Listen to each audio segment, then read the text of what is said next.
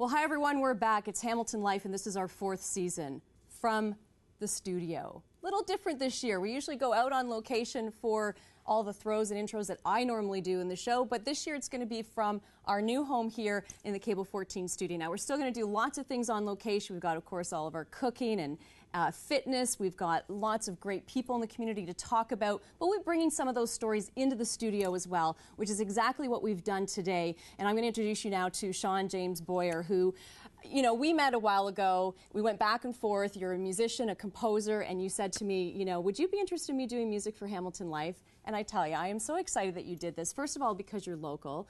You got a great career coming up. You've done some documentary composing. You've got some stuff on Omni, some radio stations. And now we're going to hear you every single day on Hamilton Life, Sean. Thank you so much for being part of it. Well, thank you for having me. So how did this process, I know you and I met, but why did you think, hey, maybe I could do music for Hamilton Life's show, intro, etc.? Well, I always watched the show, and I figured, well, this is a great show. It's a local show. Why don't I try and pitch some music and see what happens? Because you never know what could happen. Well, what was really neat is that, you know, I always find if you listen to various talk shows and things out there, if the music's annoying, you don't want to watch it. So you have to be really careful, right? And one of the things that we liked about our music was the fact that in 3 years it didn't get on our nerves. Right. But now you've made some awesome changes and come up with your sort of own spin on it that I think really adds, you know, I think almost a little more upbeat to what we had previously. Yeah. Well, I really had my work cut out for me because the original jingle, like you said, it wasn't annoying. Yeah. And there was nothing really wrong with it. So, but I just figured, all right, I'm going to try to do something different with it, but try to keep the same type of sound that Hamilton Life is sort of all about, music-wise. So that I had my work cut out for me. So I figured out, I wrote a main theme and then based it from there. And how long does that whole process take? Well, normally it takes me at least a couple of weeks. I'd like to have at least a month, but sometimes I'm on strict deadlines, like I have like 2 to 3 days to come up with something like that. Oh, I can't even imagine that, because that'd be crazy. And what's really neat about it is the fact that you take all that time, that creative process, and literally for us, you have to do a 1 minute and then a 30-second and a 15. So you know, all this creativity down to, you know, such a short amount of time for what we use. But there again, we use it every single day. So. Yeah, I basically threw everything I had at it, and then it was all about stripping it down to get it down to where it is now, and it was a lengthy process. You did such a great job, though. I love it. Thank you. Don't you guys? I'm asking the guys here in the studio that, you know, because they all listened to it and we all thought, this is really, really good. And, you know, it's, you know, at the end of the day, I made the decision on it, but everyone really liked it. And again, the important part of it was the fact that it wasn't annoying. That's Not that music should be, but, you know, sometimes you get a jingle or something that just kind of irritates you after a while, and you did a great job. Well, thank you. Yeah, and you definitely don't want it to be annoying. No. Definitely not annoying. You want it to be catchy and memorable, but if it's annoying, then people are just going to... And you got an up-and-coming career in composing music, and I know we've done a feature on you as well that we'll feature a little later on Hamilton Life, not on today's show, but in the upcoming weeks. And it sort of takes us through, you know, a look at what you do, what you want to do, and your inspirations. And I thank you so much for coming in and being a part of Hamilton Life. We'll be listening to you every day for the next year. Anytime. Sean, thank you so much. Thank you. It's a pleasure. It's my pleasure, yeah. And for more information, of course, we have your website up, so people can always contact you if you're looking for music of any kind. There you go. You can contact Sean James Boyer, soundback.ca. Now, how do you like bloodhounds? The Ontario Bloodhound Association, this is a great organization, Sean. They take dogs from the community and that no longer anyone wants them. They rescue them and they find a new home for them. And this story is about 2 local bloodhounds that'll be making it big on the stage. Meet brother-sister pair Pete and Lily. Once abandoned and almost put down because of a lack of space at a shelter, these Hamilton residents are on their way to the Big Apple. Never did we dream that we'd have dogs come in to rescue that would be debuting on Broadway. William Berloni has been doing this for over 35 years, and he has trained thousands of dogs for film, TV, and theater. But one thing remains the same. They've always been rescue dogs. I've been asked to train dogs for a new Broadway show based on the film A Christmas Story.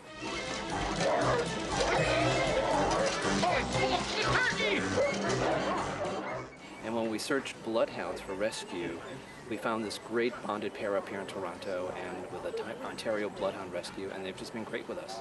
We needed 2, at least 2, And I was a little concerned about putting two strange dogs together, but then this brother and sister pair, were here and seemed perfect for the show.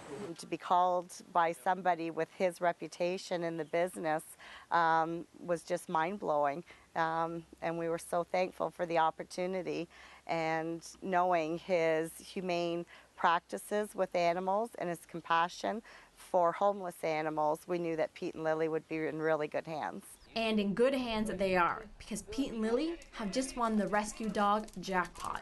Before the show begins, they'll be going through 2 training sessions a day. The rest of the time, we're just getting to know their personality. Then they'll move to New York City to an apartment with one of our handlers, and they'll go to rehearsal. And then the show will open, and they do 8 shows a week, sleep during the day, get 4 walks a day, and have their own private dressing room and chauffeur. When A Christmas Story wraps at the end of December, William, along with the rescue group, will find these 2 stars a forever home. For Hamilton Life, I'm Kate Lane.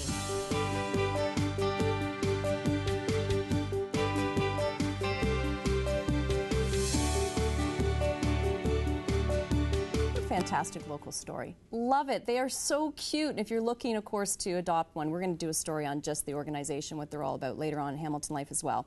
All right, easy lunches is what we all want to know about. Of course, it's busy this time of year, trying to get back on track. Everything's back to school. How do you make your life simpler? Well, we're going to show you with some great recipes this week on easy lunches. Now, I want to talk to you about a program that's going on right now through Metro first, though. It's called Do the Math with Metro program. Now, this is a chance for you to win instantly $1,000 cash, and in addition $1,000 to donate to a local Ontario school as well. Visit facebook.com/metro.ontario. All you have to do is enter the transaction code from your grocery receipt, and they are doing winners over a 5-week period, so you could win $1,000 cash and $1,000 to a local Ontario school. In the meantime, get the pen and paper handy, because here's a recipe you don't want to miss out on.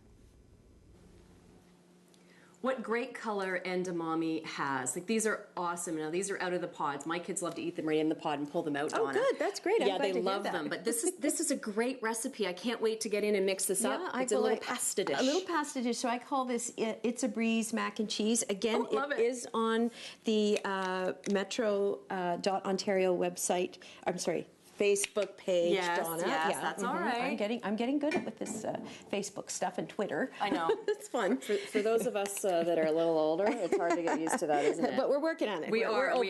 So you've got some balsamic vinegar. Yeah, so I put a little balsamic, a little bit of olive oil, mix it up. Now, the secret to this is when the pasta's hot and you've just drained it off, give it a good shake, then add the olive oil and the balsamic, because you really infuse the flavors in it. Yeah, this smells amazing together. So, and then we add the edamame. Okay. Which I love these. Absolutely. And you can just you can buy them, as I said, in the pot or not, and then you just steam them. You just steam them. Okay. Yeah. Now I have to tell you about that great promotion that is going on right now at Metro. Whoops. Messy once again. Put that back here. For the next 5 weeks, so back to school shopping, everybody is busy getting those lunches together. Go into Metro, do your shopping, take your receipt, and then when you get home, go to the Facebook page, so facebook.com/metro.ontario. Okay, yeah. And just put your promotion code in there, and you will be entered in a draw to possibly win $1,000 cash. Oh, so isn't that $1,000 great? cash and $1,000 Metro will donate on your behalf to your Ontario school program of choice. That wonderful? So that's that wonderful. Is so good. So yeah, it could be any one of the breakfast programs, everything there out Absolutely. there. What a great program. Isn't that a great? Going on. It's a fabulous idea. I love it. Oh, this smells it's good. wonderful. So again, I've done. You know what I like about this is where the easy as a breeze mac and cheese comes in. Doesn't the carrot look like cheddar cheese? It's fantastic. My favorite. My new favorite tool in the kitchen. I think. And this is the Smart pasta, right? It's got all the fiber in it, but it looks like white pasta. That's right. Is how you can get it. And again, your kids. I'm big on the Irresistibles line at Metro, and I go there after work. There's one just a block away from me. I know people love it. They love their line. And it's a real grocery store. You just go in there, Yeah. you get your groceries. You're not overwhelmed or distracted with all the other stuff that could possibly exist. And this is what you Nice end and up easy, with delicious, nutritious, and that's what we want. Donna, thank you. You're welcome.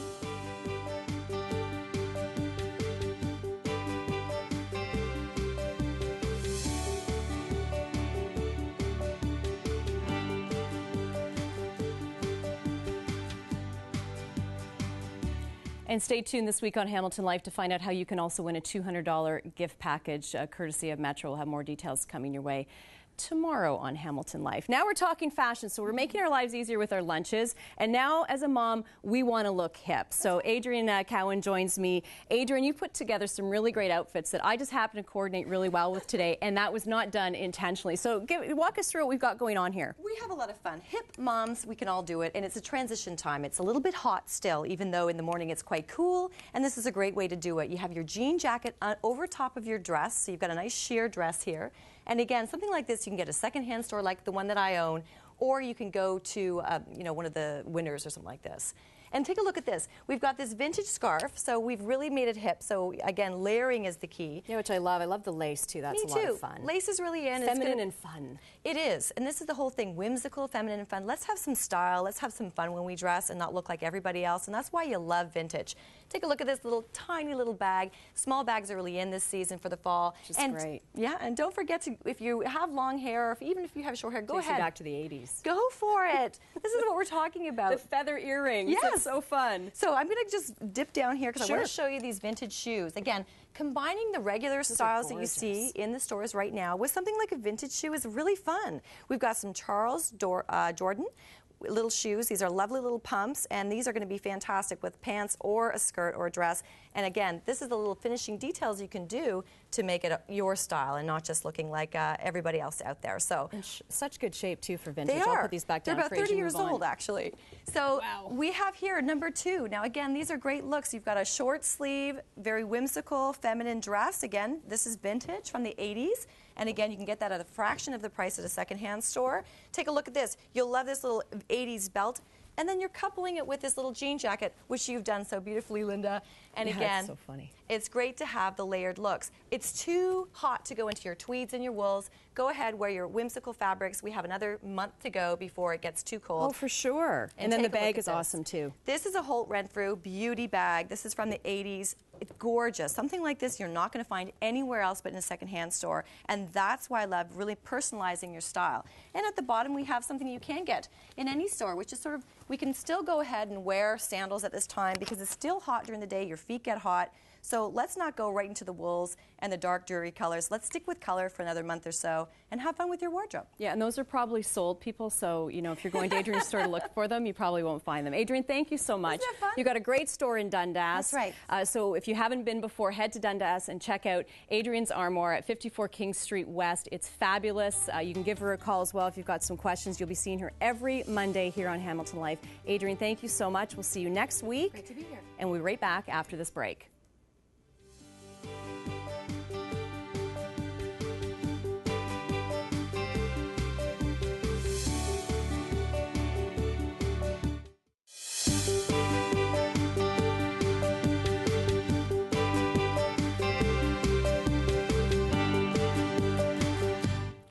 Well, hi everyone, and welcome back to Hamilton Life.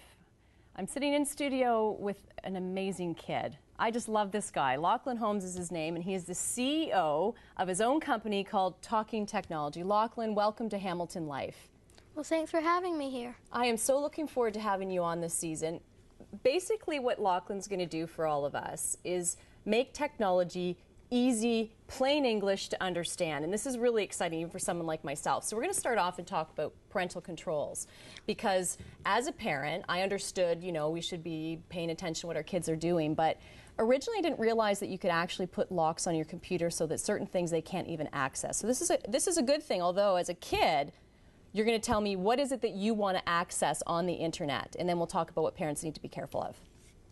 Well, kids want to access like Facebook, Netflix, YouTube, all that stuff. And then for Facebook, me and my mom have a joint Facebook account. Oh, no, so that's it's a good sort of idea. like a family Facebook account. So it's not just your child on, and then you have two separate accounts. It's one joint account. That is very smart. So then That's a good way to get started with Facebook because you never know what's out and there, right? Your kids can't really be on it because it's 13 and older for that. And then there's iTunes too, which people post inappropriate stuff on, and you have to be 13 for that too. And even YouTube searches, right? If you're looking for something on and YouTube, who knows what's going to pop up? YouTube, you have an option of safe search, and you can turn it on or off. Okay. Or moderate. Safe search is very important then. So that would limit, any on. exposure to stuff that we don't want our kids seeing. Now, what about on our computers? What can we do? Is it easy just to put a parental control on there that locks out certain websites? Well, then you'd have to go into the Internet Explorer, and then you'd go into Settings and Parental Controls. But here we have the operating system settings.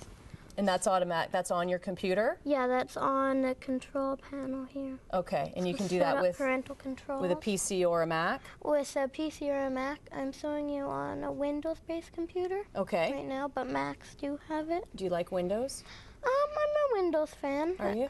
Probably because I've had Windows more. Yeah. Okay. We have this account, so I'm the computer administrator, and then there's a standard. All right, and you can show people how to do this, right? Yeah. Because the other thing you have to be careful is if you have a tablet or an iPad in your house as well, that's a whole other different thing because you have to download things on those ones, right? Yeah, if you're using like a tablet or an iPad or an iPod, which we'll talk about, tablet or iPad, you have to download a special app for it.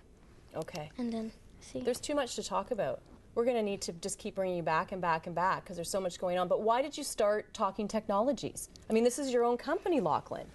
Well, I started it because I'm really good explaining things to people. And then I also started it because I really like technology, and I'm really good at technology. Well, I know that in talking to you, you simplified technology for me so much, which is why we decided to bring you on Hamilton Life. So we're going to have to stop at the parental controls for this particular time. But if people have questions, they can get a hold of you directly, which is really great. Lachlan, thank you so much, and guess what? We'll see you back here next Monday, okay? Okay. Now you have to get back to school, don't you?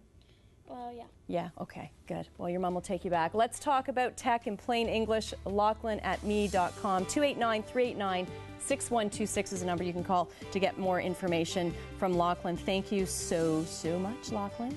All right, closing your pool. Many of us have them, and if you do, have you closed it yet? I mean, the weather has been fabulous, so maybe you don't want to quite yet, but when it comes to closing it, you have to make sure you do it right, so we head to an expert to show you how.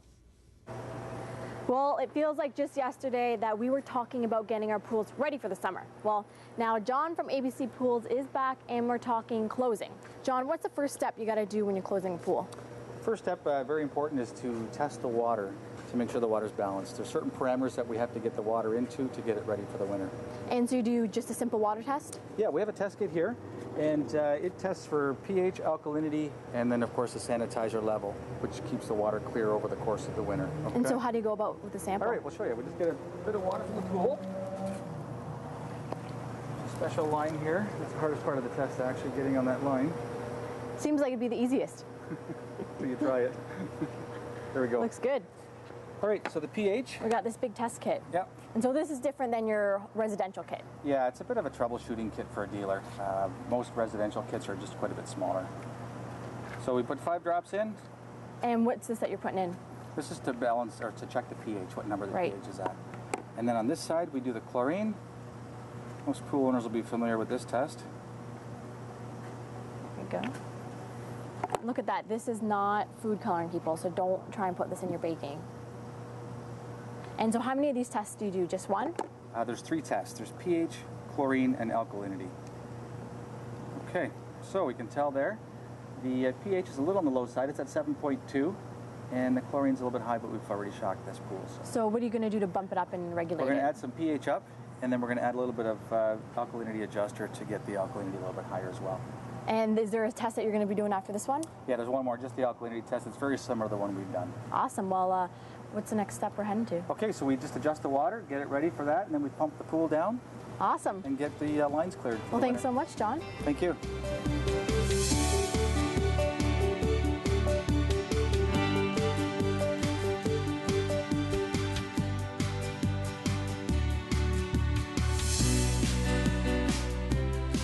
It's never the wrong time in the season to enjoy a cup of lemonade. Now, it's so great to make it yourself, and why not add something that adds even more health benefit to you? Lemons are good for you, but so is lavender. It actually helps relax you when your nerves are a little on edge, and it also will help you sleep. So maybe you can also put it into your tea. Hi, I'm Dan Magna, and this is the Twisted Lemon Kitchen. Today what we're going to be doing is we're going to be making a beautiful lavender lemonade. Now this is something that really isn't very difficult, but I'll tell you, the flavor that you get from infusing your own lavender versus different flavored mixes and syrups and things like that, it's outrageous. So take a look here. These are the things that we have. Now this is lavender from Bonnie Heath. Now Bonnie Heath lavender is just outside of Waterford in Townsend, and this is locally grown. And what we've done with these is this lavender has been bunched and hung, and this has been dried. So this lavender here is going to make a beautiful tea, and that's what we need to do first. So I do have some water simmering away. Now what I've done with this lavender is I've taken the stalks of the lavender and I've picked off the little purple leaves on the top. Now they are dry and they do flake out pretty easily, so you just want to be careful not to spend too much time, you know, being rough with them, because it's going to get everywhere. But the good thing about this is that when you pull these stems out and you steep this and you make your tea, so I'm going to take this simmering water, just gently simmering water, and I'm going to add the picked lavender in there. By pulling out these stems, you're going to infuse a tremendous amount of flavor into this liquid without it going gray or without it sort of off coloring. So all we really need to do with this is just let it steep, and you don't need to let it go for very long. You let it sit in there and you let it go for just a few minutes, and what's going to happen is it's going to infuse all of this beautiful flavor. The aroma from this is just, it's outrageous.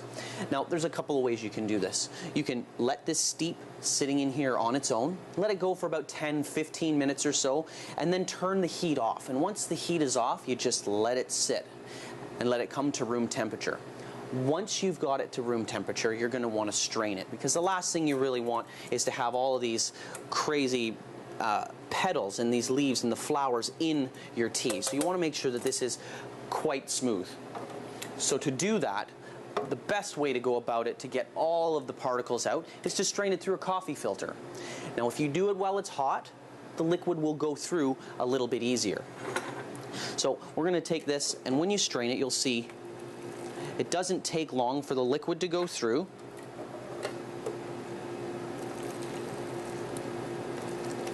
Be careful if you're pouring it while it's hot.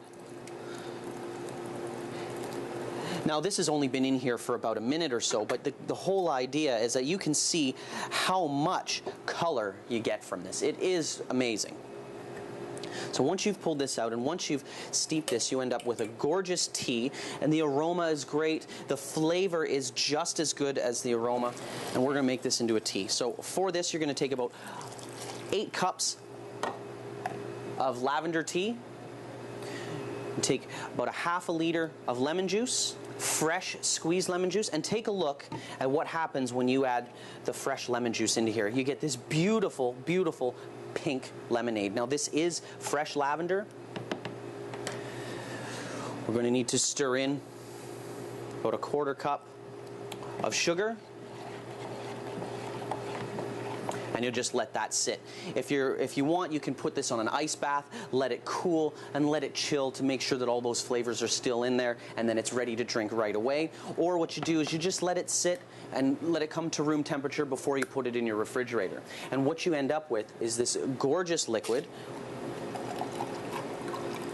Now on a hot summer's day, I'll tell you, this lavender lemonade is tremendous. Now my name is Dan Megna. Come visit me again on Hamilton Life every Monday starting at noon. This is the Twisted Lemon Kitchen. Take care.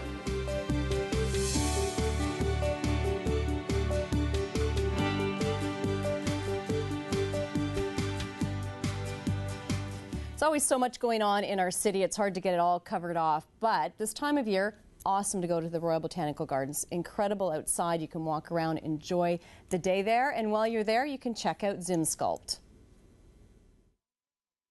We've come from Zimbabwe, so over 5,000 miles away. We're a team of 5.5. We represent over 200 different sculptors who are based all over Zimbabwe, and they make their sculptures, and they're all made by hand. There's no power tools involved. It's all with hand tools. As you can hear the guys behind me, they're using hand tools. That's chisels, hammers, rasps, sandpaper, even the polishing is done by hand. So the polishing takes just as long as the sculpting of the sculpture. We have some large pieces. We have small handheld pieces right up to about 3 meters high in this exhibition. So there's about over 100 sculptures in the garden. And then we have a tent with lots of smaller items that are about handheld.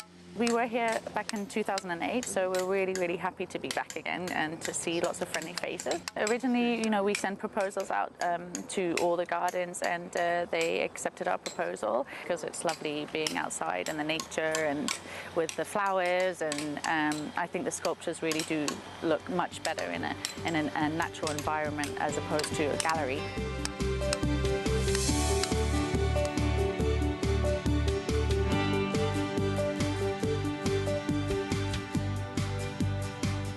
Incredible artwork and the time it takes to do those sculptures. Amazing. Well, Guitar Hamilton always has great things going on in and around Hamilton as well. You can see and listen to all kinds of fabulous musicians. Now, they have a concert coming up that you will want to check out. It's happening on the 16th of September. It's a Sunday, 7 p.m. at the Hamilton Conservatory for the Arts. You can go to guitarhamilton.com. Now, go there anyway, because even if you can't go on the 16th, they have stuff happening all the time. You can also give them a call at 905-528-4020. Now, September is Ovarian Cancer Awareness Month. We've talked about ovarian cancer many times on the program.